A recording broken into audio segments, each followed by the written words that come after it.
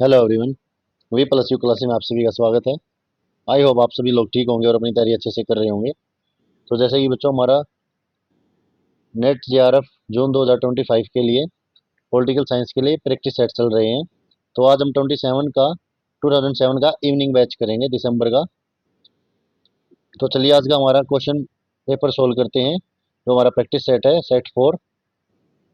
आप सभी से पहले रिक्वेस्ट है कि जिन्होंने चैनल अभी तक सब्सक्राइब नहीं किया, प्लीज़ चैनल को सब्सक्राइब कीजिए और वीडियो को लाइक शेयर जरूर किया कीजिए ताकि औरों तक भी पहुंचे और चैनल को सपोर्ट करो। ठीक है बच्चों।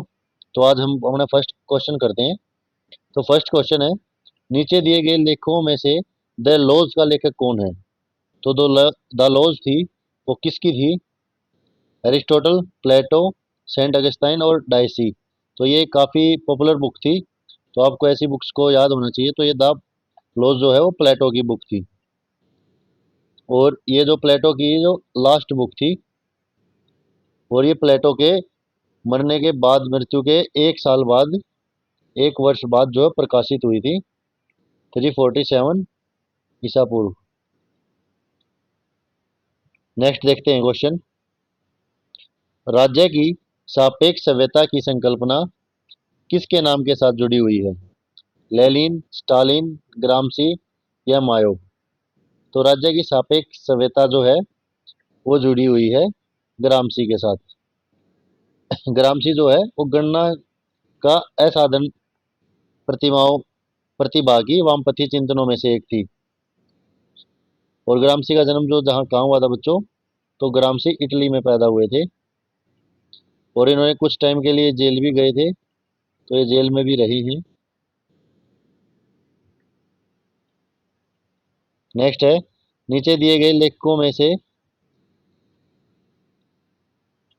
किसने सुखवादी दर्शन में ईसाई मानवतावादी मूल्य का परिचय करवाया है? तो बेंथम ने, जेम्स मिल ने, जॉन स्टुअर्ट मिल ने या स्पेंसर ने। तो सुखवादी दर्शन में ईसाई मानवतावादी मूल्य का परिचय, तो ये करवाया बच्चों बेंथम ने। बेंथम जो है वो उपयोगितावाद के दार्शनिक थे।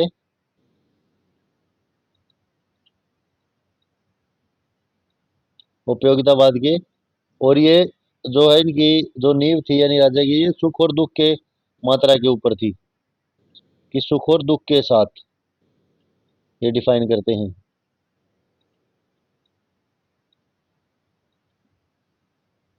नेक्स्ट क्वेश्चन है, नीचे दिए गए निर्देशों को ध्यानपूर्वक पढ़ें और कूट दे रखे हैं आपको। तो 5-6 क्वेश्चन जो है लगातार, 5 to 6 क्वेश्चन अभिकथन और तर्क के देंगे ये। और आपको ये देखना कि ए ऑप्शन वहां लगाना है जहां पर कथन और कारण दोनों तर्क ठीक हो और उसकी सही स्पष्टीकरण भी करता हो तर्क जो है कथ अभिकथन की। और बी ऑप्शन वहां लगाएंगे हम जहां ए और आर दोनों ठीक है परंतु जो आर है वो ए की सही स्पष्टीकरण नहीं कर रहा। और सी वहां आएगा जहाँ ए सत्य है परंतु आर असत्य है, और डी ए असत्य और आर सत्य है। तो चलिए फर्स्ट क्वेश्चन देखते हैं। अभिकथन से है फर्स्ट क्वेश्चन, अरबिंदो के अनुसार इतिहास का निर्धारण आध्यात्मिकता करती है। यानी कि इतिहास का जो निर्धारण है वो आध्यात्मिकता करती है, अध्यात्म करता है। इतिहास तर्क क्या देते हैं? ये इतिहास में संस्कृति और सभ्यता कार्य करती है और परंपर अंतः विनिमय करती है। तो इसमें जो है दोनों बातें दोनों ठीक है, कथन भी, अभिकथन भी और तर्क भी। पर तर्क जो है अभिकथन को सही स्पष्टीकरण नहीं करता है, तो आंसर बी लगाएंगे। क्योंकि जो अरबिंदो जो थे वो राष्ट्रवाद के आध्यात्मिक स्वरूप को मानते थे, और भारत का जो प्राचीन संस्कृति है वो भी आध्यात्मिक स्रोतों के आधार पर है। लेकिन साथ साथ वो मानवतावादी रूप भी दे दिया उन्होंने इसमें। फिर है नेक्स्ट क्वेश्चन, अभिकथन है, कौटिल्य के अनुसार सेना के 4 खंडों को अलग अलग अधिकारियों के अधीन होना चाहिए, जैसे हाथी, घोड़े, रथ और पैदल। तर्क देते हैं, इससे अधिकारी शत्रु की चालों का शिकार नहीं बनेंगे।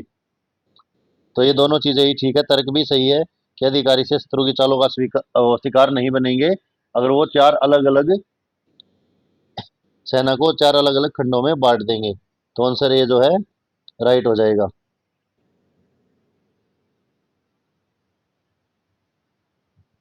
और जो कौटिल्य हैं वो बताते हैं कि राजा के पास है ना शत्रु के साथ लड़ाई करने के लिए कम कम 3 शक्तियां होना आवश्यक हैं। कौन कौन सी? उत्साह, पर प्रभाव और मंत्र। नेक्स्ट है अभिकथन है, आज कोई भी ऐसा समाज नहीं है जो, ये मिस टाइप हो गया बच्चों, इसको छोड़ो। आज कोई भी ऐसा समाज नहीं है जो एकल व समरूपी राजनीतिक संस्कृति का दावा कर सके। तर्क देते हैं, सांस्कृतिक परिवर्तन की अभिरचना एक देश की दूसरे देश से भिन्न होती है। तो ठीक है, तर्क भी सही है और कथन भी ठीक है, आंसर ये आ जाएगा। ये कहते हैं कि कोई भी एक देश नहीं है जो एक रूप में सभी के एक रूप समान रूप से राजनीतिक संस्कृति हो। क्योंकि क्यों नहीं है? तर्क देते हैं क्योंकि हर एक देश की जो एक दूसरे से संरचना, जो सांस्कृतिक परिवर्तन जो है वो अलग अलग है। नेक्स्ट क्वेश्चन है, राज्य और राज्य प्रणालियां आधुनिक राजनीतिक जीवन के आधारभूत और स्थायी अभिलक्षण है। तर्क देते हैं, राज्य प्रणाली और आधुनिकता ऐतिहासिक रूप से घनिष्ठतापूर्वक संबंध नहीं है। जो राज्य प्रणाली है और आधुनिक इतिहास है उनका दोनों का घनिष्ठ संबंध नहीं है आपस में, जो आज की प्रणाली और जो आधुनिक इतिहास है। इसीलिए राज्य और प्रणालियां आधुनिक राजनीतिक जीवन में आधारभूत और स्थायी अभिलक्षण है। तो आंसर ए राइट हो जाएगा। तर्क जो है वो सही स्पष्टीकरण कर रहा है। अब नेक्स्ट क्वेश्चन देखते हैं।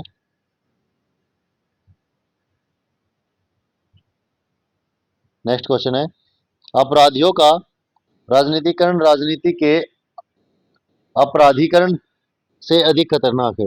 यानी कि अधिकारियों का राजनीतिकरण राजनीति के अपराधीकरण से अधिक खतरनाक है। तर्क देते हैं, राजनीतिक दलों ने शासन की क्षमता खो दी है।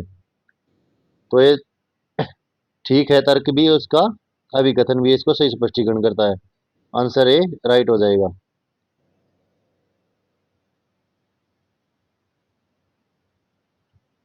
और क्यों खो दिए बच्चों आपने, ये एक बार देखना कि ये क्या कह रहा है। क्योंकि राजनीतिक दलों ने शासन की क्षमता खो दी है, क्योंकि अपराधियों का राजनीतिकरण राजनीति के अपराधीकरण से अधिक है। क्यों है? क्योंकि राजनीतियों में आजकल ऐसे व्यक्ति प्रवेश कर चुके हैं जिनकी प्रवृत्ति जो है अपराधियों जैसी है।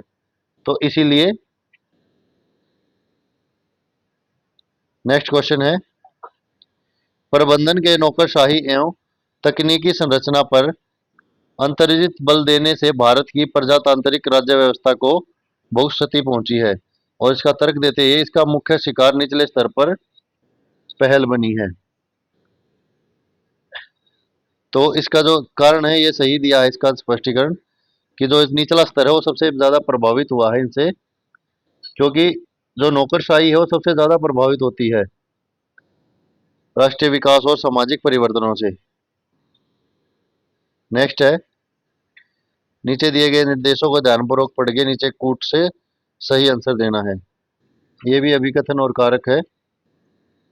तो अभिकथन है, लोक प्रशासन का नियंत्रण विधायिका से कार्यपालिका पर जा रहा है। और तर्क देता है, ये संसद के पास सरकारी क्रियाकलापों की विस्तृत समीक्षा के लिए समय नहीं है। सही है, ये इसको सही स्पष्टीकरण करा कि जो सरकारी कार्यपालिका है उनके पास समीक्षा के लिए पूर्ण विस्तृत समय नहीं है। इसीलिए जो लोक प्रशासन है का नियंत्रण है जो वो विधायिका से कार्यपालिका पर जा रहा है। तो ये दोनों ही ठीक है और इसका सही स्पष्टीकरण है। ये आंसर राइट हो जाएगा हमारा। नेक्स्ट है, अभिकथन है, सरकार अपने कर्मचारियों को कई प्रकार का प्रशिक्षण देती है। कारण तर्क देता है, प्रशिक्षण से कर्मचारी के कौशल में वृद्धि होने से उनकी कार्य क्षमता बढ़ती है। तो ये दोनों ही चीजें ठीक है। ये सही स्पष्टीकरण कर रहा है कि जो प्रशिक्षण होता है कर्मचारियों का, उससे उनकी जो है कुशलता, शक्ति, बुद्धि और दृष्टिकोण को निश्चित दिशा मिलती है कि उनको एक गाइडलाइन दी जाती है कि आपको ऐसा करना है, ऐसा नहीं, और आपको ये करना है। तो उससे उनके जो कार्य में जो है वृद्धि होती है। नेक्स्ट है, अभिकथन है, अविकसित देश समकालीन विश्व में भारी असमानताओं से ग्रस्त हैं। तर्क क्या देता है, अंतर्राष्ट्रीय प्रणाली की सुरक्षा, आज़ादी और प्रगति से जुड़े मुद्दों पर ध्यान देना चाहिए। तो कथन दोनों ही सत्य हैं, पर ये इसको पूरी तरह से जो है डिफाइन नहीं करा, स्पष्टीकरण नहीं दे रहा। तो आंसर बी जो है राइट हो जाएगा। नेक्स्ट है, अंतर्राष्ट्रीय राजनीतिक विश्व राजनीतिक व्यवस्था के वैश्वीकरण में उत्पन्न समस्याओं का समाधान करने की अक्षमता है। तर्क देता है, वेस्टफैली अर्थव्यवस्था दीर्घकालिक धारिता की संतुष्टि करने में असफल हुई है। तो इसमें क्या आएगा बच्चों, एक बार दोबारा याद करना। अंतर्राष्ट्रीय राजनीतिक जो है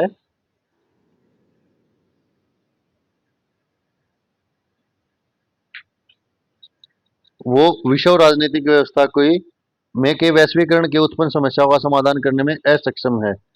तो ये ही मुझे गलत लग रहा है, तो ए असत्य हो जाएगा। वेस्टफील्ड व्यवस्था दीर्घकालिक धारिता की संतुष्टि करने में असफल हुई है। हाँ ये तो राइट है, तो इसका आंसर जो है डी हो जाएगा। ए ऑप्शन गलत है, तो आंसर डी हो जाएगा। नेक्स्ट है, निम्नलिखित पुस्तकों के प्रकाशन के कालक्रम में पहचानिए। तो इनका पुस्तकों का कालक्रम देखना है आपको। तो लेवियाथन जो है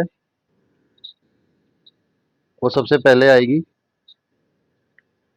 1651। ये किसने लिखी थी, होब्स ने।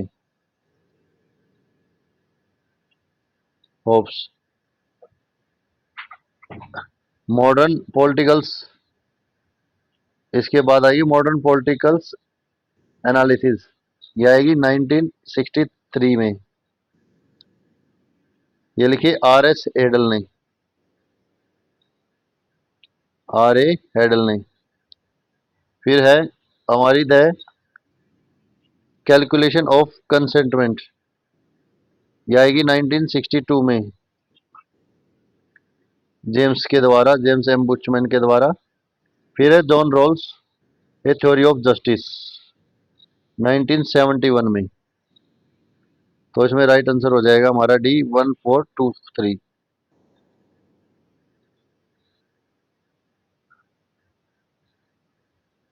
नेक्स्ट है, निम्नलिखित सिद्धांतों व संकल्पनाओं की उत्पत्ति का सही कालक्रम पहचानिए। तो general will, authority and age federal,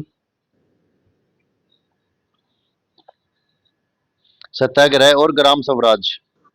तो जर्नल विल जो है वो सबसे पहले है रूसो के द्वारा। कौन देते हैं जर्नल विल को, जर्नल विल रूसो बताते हैं कि दो विल बताई थी, एक जर्नल विल थी, एक सेल्फ विल थी, गुडविल भी बोलते हैं उसे वो। फिर है सत्याग्रह आएगा, सत्याग्रह जो है गांधी जी द्वारा दिया जाता है। फिर आएगा ग्राम स्वराज, ये भी गांधी जी द्वारा है। फिर है अथॉरिटी एज फेडरल। तो इसमें हमारा ऑप्शन हो जाएगा 1, 3, 4 और 2, आंसर ए राइट हो जाएगा। नेक्स्ट क्वेश्चन है, निम्नलिखित पुस्तकों के प्रकाशन का कालक्रम पहचानिए।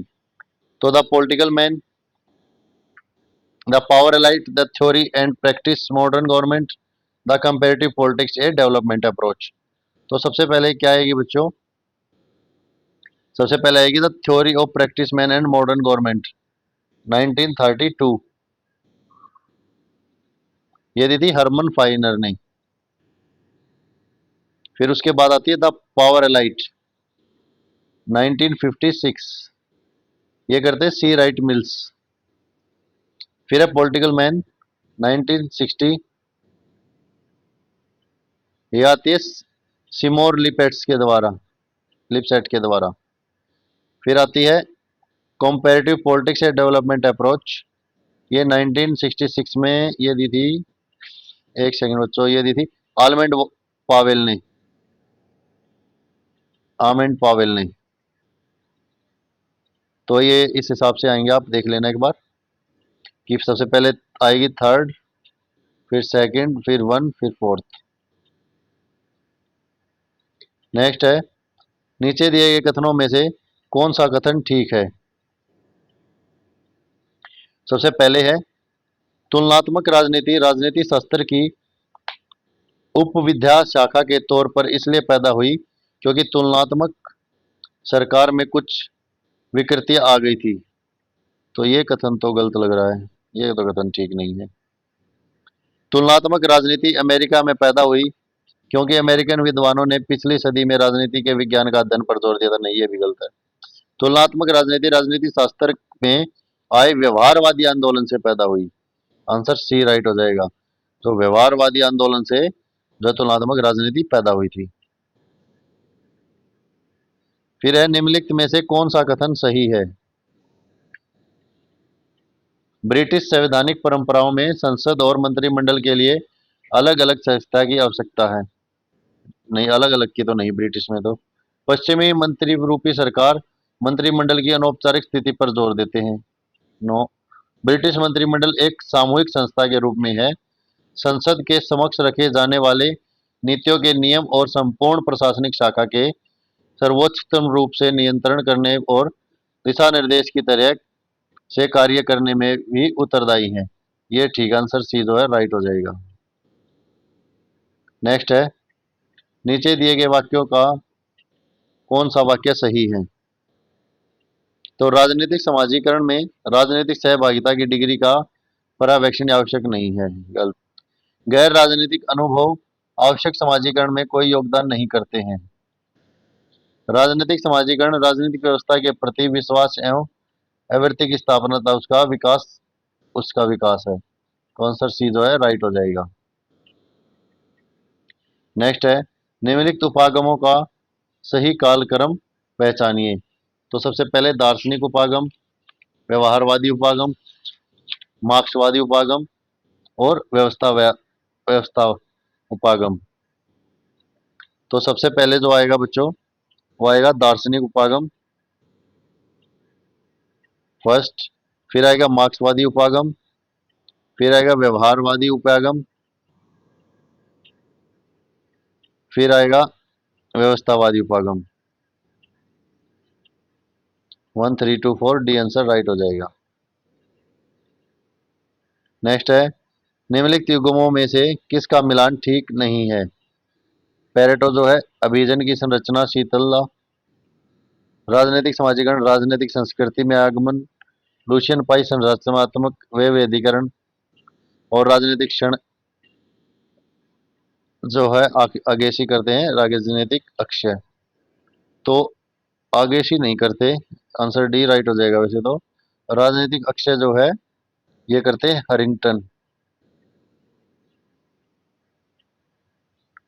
हरिंगटन द्वारा दिया गया था ये। नेक्स्ट है, निम्नलिखित में से किस जोड़े का मिलान सही नहीं है। रॉबर्ट मिशल, स्वल्पतंत्र का लौह नियम, हंटिंगटन आधुनिकरण एवं बहुमुखी प्रक्रिया, कार्ल डाइच रिपोर्टर्स, आलमंड अभिजन सिद्धांत और प्रजातंत्र। तो कार्ल डाइच जो है अभिजन सिद्धांत और प्रजातंत्र, नहीं ये नहीं देते, आंसर डी राइट हो जाएगा, गलत है। ये देते हैं रिसेप्टर। नेक्स्ट है, नीचे दिए गए कुट्टों का प्रयोग करते हुए सूची 1 2 का मिलान कीजिए। सबसे पहले है आधिकारिक तंत्र नौकरशाह, प्रशासनिक व्यवस्था सामाजिक व्यवस्था की एक उपव्यवस्था, व्यवहारवादी कृषि एवं उद्योग आधारित, सामान्य व्यवस्था कानूनी एवं तार्किक अधिकरण, पर्यावरणीय मानव स्वभाव का विश्लेषण। तो इसमें क्या आएगा बच्चों, आधिकारिक तंत्र नौकरशाह जो है वो कानूनी एवं तार्किक अधिकरण, फिर व्यवहारवादी जो है वो आता है मानव स्वभाव का विश्लेषण, सामान्य व्यवस्था जो है वो प्रशासनिक व्यवस्था का समाजीकरण और पर्यावरणिक कृषि के उपयोगी होते हैं। तो इसमें राइट आंसर हमारा बन जाएगा 3 4 1 2, सी आंसर राइट हो जाएगा।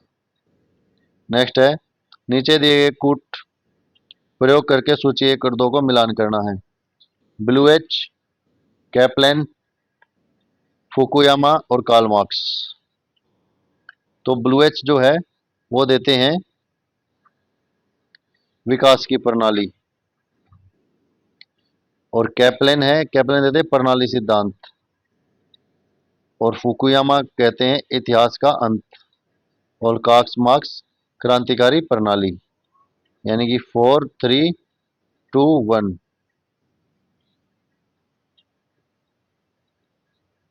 नेक्स्ट क्वेश्चन हो जाएगा, राजनीतिक दलों का पंजीयन डैश के प्रावधानों के अनुसार होता है। संविधान की धारा 324 के अनुसार, चुनाव आयोग के अनुसार, सरकार के परामर्श के बाद चुनाव आयोग, 1951 की जनप्रतिनिधि धारा के अनुसार। तो राजनीतिक दलों का पंजीयन, तो चुनाव आयोग का सर्वप्रथम कार्य जो होता है बच्चों वो होता है राष्ट्रपति संसद विधायक का चुनाव करवाना। तो ये किसका होगा, ये चुनाव आयोग के अंडर होगा। Answer B. नेक्स्ट क्वेश्चन है, कौन सा दल यूपीए सरकार में भागीदारी है। तो यूपीए सरकार में कौन से दल की भागीदारी है। एआईएडीएम में एम के, असम गण परिषद, आईएनएलडी, और द्रमुक। तो यूपीए सरकार में जो है द्रमुक की भागीदारी है। आंसर डी राइट हो जाएगा। यूपीए सरकार को जो है संयुक्त प्रगतिशील संगठन सरकार का नाम दिया जाता है। इसके अंतर्गत जो प्रमुख पार्टियां उनमें कांग्रेस और द्रमुक है।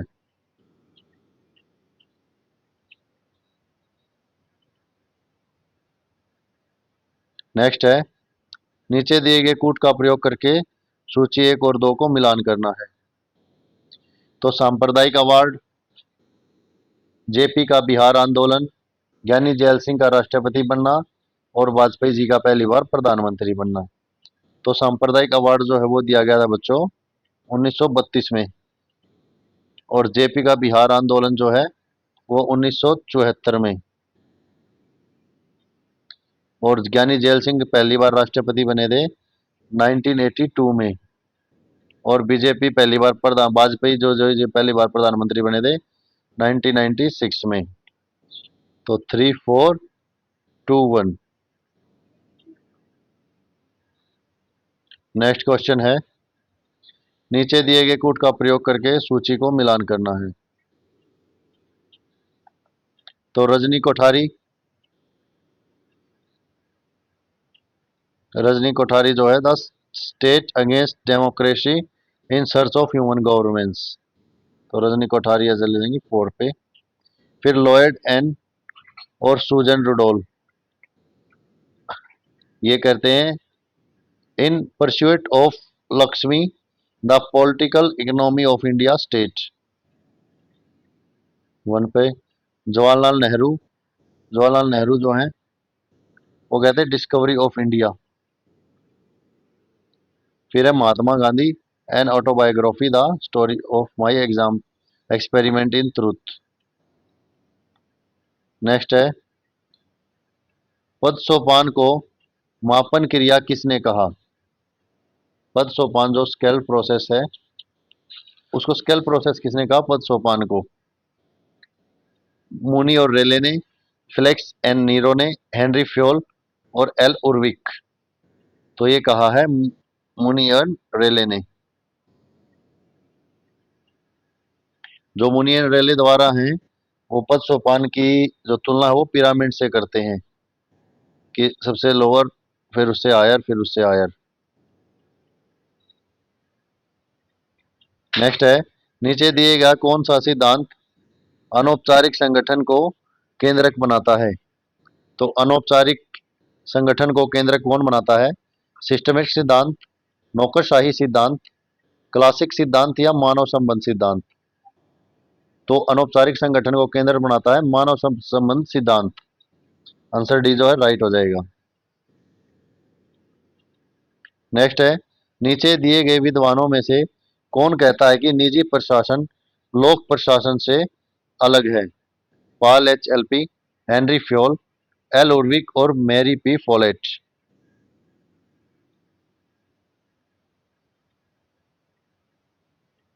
तो ये मानते हैं पॉल एच एलवी। Answer A. ये मानता है कि जो निजी प्रशासन लोक प्रशासन से अलग है, क्योंकि निजी प्रशासन जो है वो काफी प्राचीन है। फिर है नए लोक प्रशासन के उद्गम और संवर्धित में निकट निम्न निर्दिष्ट बिंदुओं पर विचार कीजिए। Honey Report, Philadelphia conference, publication of toward a new public administration, Minnowbrook conference. तो इसमें हो जाएगा बच्चों सबसे पहले हनी रिपोर्ट आएगी, ये आती है 1967 में। फिर फेलिडेंस कॉन्फ्रेंस भी 1967 में। फिर है public publication of toward a new public, ये 1971 में। और मुंड्रो कॉन्फ्रेंस है 1968 में। तो 1243 इसका राइट आंसर हो जाएगा ए, 2143। नेक्स्ट है, यह कथन किसने कहा है? दुनिया को लोक राज के लिए सुरक्षित करना जरूरी है, हमारा अपना कोई स्वार्थ नहीं, हम मानवता के अधिकार के समर्थक हैं। महात्मा गांधी, हेन, हेनरी किनरिज, मॉर्गेनथाउ या वुडरो विल्सन? तो ये कहा वुडरो विल्सन ने। वुडरो विल्सन को जो है बच्चों वो लोक प्रशासन का जनक माना जाता है।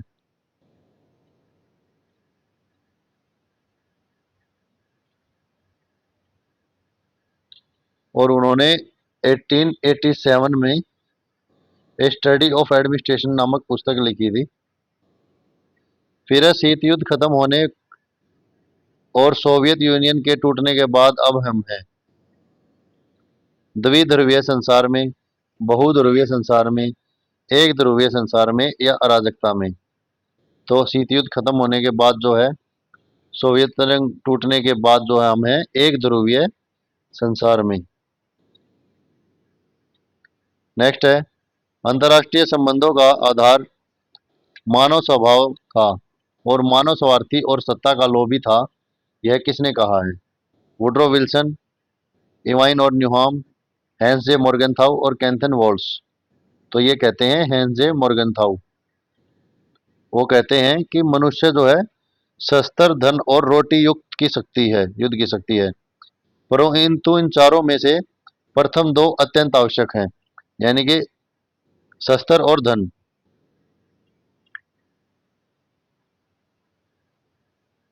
नेक्स्ट है,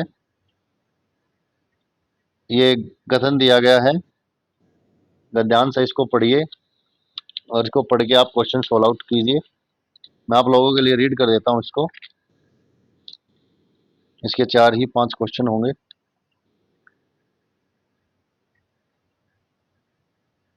सीमाक्षतम सिद्धांतवादियों की समाज के वैकल्पिक मॉडल के प्रस्तुत करने की असमर्थता के प्रति यह आधारित, जो वर्तमान मॉडल के विश्लेषण की वैकल्पिक विधि से भिन्न, इसमें आकांक्षिक रूप से सीमाक्षवादी दार्शनिकों तथा 1970 के उत्तरार्ध के बाद राजनीतिक सिद्धांतकारों के विरुद्ध आलोचना की गई है, जो अक्सर कूट है।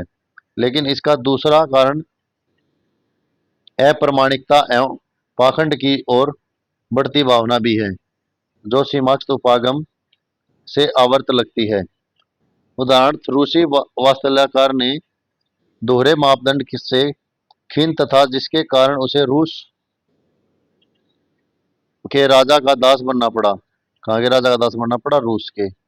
और फिर भी वह वहां निरंकुशतावादी शासकों पर तीखे आघात करता रहा। तथा कथित नव दार्शनिक जो 1970 के दशक में प्रकट हुए, विशेष रूप से फ्रांस में उतोकर यह अनुभव करते रहे कि नव मार्क्सवाद सिद्धांतों के अधीन विरलीकृत, अपीकृत और पश्चिमी समाज की जटिल समीक्षाओं ने पूर्व यूरोपीय में एक अंतरवादी कम्युनिस्ट सरकारों की अस्वीकार्य व्यवहार को बहकाने के लिए धूमपट का काम किया, यानी कि स्मोक स्क्रीन का काम किया। ये ऐसे ऐसी चीजों को ना आप जब भी पैराग्राफ पढ़ो तो अंडरलाइन किया करो। Smoke screen. Critic of critics के अधिकांश भाग का एक भावनात्मक आधार है और सीमाक्षतम विश्लेषण अपने आप में, जिसकी शुरुआत मार्क्स से होती है, इसका भावनात्मक आधार था और अभी है। उदाहरण पूंजीवादी अस्वीकार्य तथा इसका कारण यह था कि इसने नव मार्क्सवाद के अनुसार मानव जाति पर कई कष्ट थोपे थे और अभी भी थोप रहा है। मार्क्सवाद विरोधी आलोचक भी भावनात्मक दृष्टिकोण से आरंभ करते हैं कि मार्क्सवाद के आवरण में मानव जाति की एक भाग को एक सर्व सत्तावादी सोच में डाल दिया गया है और क्रमशः मानवता के बड़े भाग को इसी डाल में डाला जा रहा है। फिर है मार्क्सवाद के आलोचक उसकी तर्क पर लिखते हैं और पुराने राजनीतिक सिद्धांतकारों का अनुसरण करते हैं। आज का विश्व कई अर्थों में होब्स की बताई दुनिया जैसा है, जिसका इस अंग्रेज लेखक में 17वीं शताब्दी में वर्णन किया था। तानाशाह के अत्याचारों को कलंकित किया जाना चाहिए और उसके विकल्प विकसित किए जाने चाहिए तथा मानव जाति को प्रदान किए जाने चाहिए, वरना कुर्क का अध्यापित निश्चित है। राजनीतिक सिद्धांत का जन्म उस समय की खराब स्थितियों के प्रति विकृत के कारण यह जानने की इच्छा से हुआ कि हो क्या रहा है। इस मानवीय दुर्दशा से बाहर निकलने की रूपरेखा प्लेटो, होब्स, लॉक और रूसो बना चुके थे। राजनीति सिद्धांत को इस प्रकार को नियमित पूरा करना चाहिए, क्योंकि अगर वह ऐसा नहीं करेंगे तो मनुष्य फिर बर्बरावस्था में चला जाएगा। अब इसके क्वेश्चन देखते हैं। लेखक का संबंध मूलतः की आलोचना से है। तो मूलतः किस चीज की आलोचना से है? समीक्षा सिद्धांतवादी, पारंपरिक सिद्धांतवादी, पश्चिमी दार्शनिक, राजनीतिक सिद्धांतों के बीच कृतियां। तो आपने स्टार्टिंग में ही पढ़ा, जो गद्यांश स्टार्ट ही होता है वो है समीक्षात्मक सिद्धांतवादी। आंसर ए राइट हो जाएगा इसका। नेक्स्ट है, लेखक वोल्टेयर में दोष निकालता है। क्यों निकालता है वोल्टेयर में दोष? प्रजातंत्र पर उसके आपेक्षों के कारण, उसकी पुरुष शिष्या के राजतंत्र की आलोचना के कारण, उसकी निरंकुशवाद की आलोचना तथा पर्शियन राज्य अवस्था में प्रति समर्थन के कारण। आंसर सी जो राइट हो जाएगा। नेक्स्ट है, नव दार्शनिक धूमट स्मोक स्क्रीन कहते हैं किसके लिए? यह मैंने आपको अंडरलाइन भी करवाया। किसके लिए कहते हैं?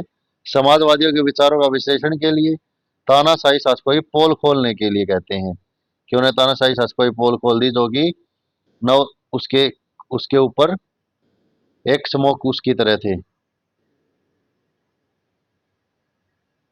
फिर है, लेखक के अनुसार समकालीन विश्व डैश है।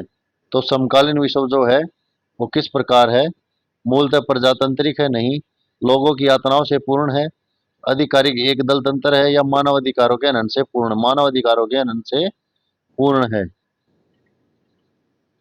फिर है लास्ट, राजनीतिक सिद्धांतों का मुख्य उद्देश्य है। तो राजनीतिक सिद्धांतों का मुख्य उद्देश्य क्या है? तमाम घोटालों से बचे रहना, पूंजीवादी समाज की आलोचना करना, सर्वाधिकारी राज्यों की पोल खोलना। तो राजनीतिक सिद्धांत का मुख्य उद्देश्य है सर्वाधिकारी राज्यों की पोल खोलना। आंसर सी राइट हो जाएगा। तो पेपर 2 के लिए आज के लिए इतना ही था बच्चों। कल फिर मिलते हैं नेक्स्ट प्रैक्टिस सेट के साथ, और कल जहाँ तक होगा आपको प्रैक्टिस पेपर 1 की भी करवाएंगे। पेपर 1 के प्रैक्टिस सेट भी कल से स्टार्ट कर रहे हैं। तो आप सभी से इतनी रिक्वेस्ट है कि अपनी तैयारी अच्छे से करते रहें और प्लीज़ चैनल को सपोर्ट कीजिए। आप लोग सपोर्ट नहीं कर रहे हैं बिल्कुल भी। चैनल को सब्सक्राइब कीजिए ज़्यादा से ज़्यादा और वीडियो को लाइक शेयर ज़रूर किया कीजिए। तो आज की क्लास के लिए इतना ही, कल फिर मिलते हैं। थैंक